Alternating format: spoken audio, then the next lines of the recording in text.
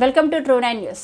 అరకువేలి నియోజకవర్గం కాంగ్రెస్ పార్టీ కార్యాలయంలో AP Congress party ప్రధాన కార్యదర్శి పాచిపేట శాంతకుమారి ఆధ్వర్యంలో నియోజకవర్గ కాంగ్రెస్ పార్టీ నాయకులు కార్యకర్తలతో విస్తృత స్థాయి సమావేశం నిర్వహించడం జరిగింది. ఈ సందర్భంగా పాచిపేట శాంతకుమారి మాట్లాడుతూ కూటమి రాష్ట్ర ప్రభుత్వం ఎన్నికల్లో ఇచ్చిన హామీలు సూపర్ 6 పథకాలు, అమ్మ ఒడి, మహిళలకు ఉచిత బస్సు ప్రయాణం, నిరుద్యోగ భృతి అమలు చేయడంలో విఫలమయ్యారు. గిరిజనులకు ఇచ్చిన హామీ జీవో నంబర్ 3 చట్టబద్ధత కల్పించాలని డిమాండ్ చేశారు. 1/70 చట్టం, పీసా చట్టం, ఐటీడీఏ పరిధిలో బ్యాక్లాగ్ నోటిఫికేషన్, జాబ్ క్యాలెండర్ విడుదల చేయాలని, ఐటీడీఏ పాలకవర్గ సమావేశాలు ఏర్పాటుకు రాష్ట్ర ప్రభుత్వం చొరవ చూపాలని ఈ సమావేశం ద్వారా తీర్మానించడం జరిగింది. కాంగ్రెస్ పార్టీ నాయకులు రాష్ట్ర ప్రభుత్వ వైఫల్యాలను ప్రశ్నించాలి.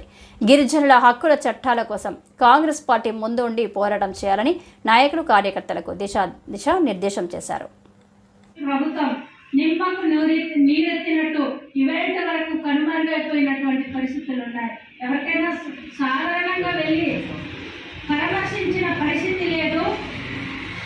మేము మీకు నష్టపోయిన వాళ్ళకి నష్టపరిహారం చెల్లిస్తామని చెప్పాడని కూడా సంకోచిస్తూ చెప్పినటువంటి పరిస్థితి. అంటే ఒక వ్యక్తి మరణిస్తే వారికైతే వేల కోట్లు, మన గిరిజన ప్రాంత బిడ్డ చనిపోతే మాత్రం 5 లక్షల రూపాయలు వెలకట్టినటువంటి ప్రభుత్వం ఇది. ఈ ప్రభుత్వం చెప్పింది కూడా ఇప్పటికి కూడా అమలు చేయలేదు.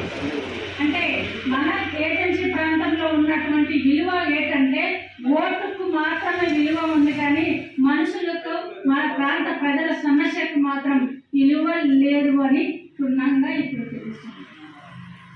అధికారంలో వస్తే పెట్రోల్, డీజిల్ ధరలు తగ్గిస్తామని కూటమి ప్రభుత్వము దీటుగా చెప్పింది. ఇవన్నీ తగ్గించారా? లేదు.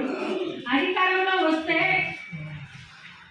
బాతు బొమ్మలైనా బంగారు బొమ్మగా చూస్తామని చంద్రబాబు నాయుడు గారు అన్నారు. కానీ ఈవేళ బొమ్మ అమ్మలేదు, బొమ్మ లేదు, బొమ్మ భరోసా కూడా కనిపించలేని పరిస్థితి ఉంది. అంటే నాయకులు ప్రజల వద్దకు వెళ్ళట్లేదని నేను తెలియజేస్తాను. నాయకులు ప్రజల దగ్గరకు వెళ్ళి ప్రజా సమస్యలను తెలుసుకొని వారి సమస్యను పరిష్కరించే నాదుడు లేదు. ఫోటో షోయింగ్ మాత్రమే తప్ప కానీ ఏమి చేయట్లేదు. అధికారంలో వచ్చిన వెంటనే మా గ్యారెంటీలో అమల్లోని ఏది లేకపోయినా మీరు అడగండి అన్నారు. ఇవాళ అడుగుతున్నారు. ఉచిత పథకాలకి ఆశపడి మనం ఓటు వేసారు మా ఏజెన్సీ ప్రాంత ప్రజలు. ఉచిత పథకాలు కాదు, మా ప్రాంతంలో రోడ్డు సౌకర్యం కావాలి. అయ్యా, గౌరవనీయుల నారా చంద్రబాబు నాయుడు గారికి మిమ్మల్ని మేము అభ్యర్థిస్తున్నాం కాంగ్రెస్ పార్టీ నుండి. ఉచిత పథకాలు వద్దు, మా బిడ్డలు చదువుకోవడానికి స్కూల్ భవనాలు, మంచి వసతులు, మంచి బుక్స్లు ఇవ్వండి అని మేము అడుగుతున్నాం. కాలేజీలో లెక్చరర్స్ కావాలి, కాలేజీలో వసతులు కావాలి, స్కూల్ బిల్డింగ్స్ కావాలని ప్రశ్నిస్తున్నాం.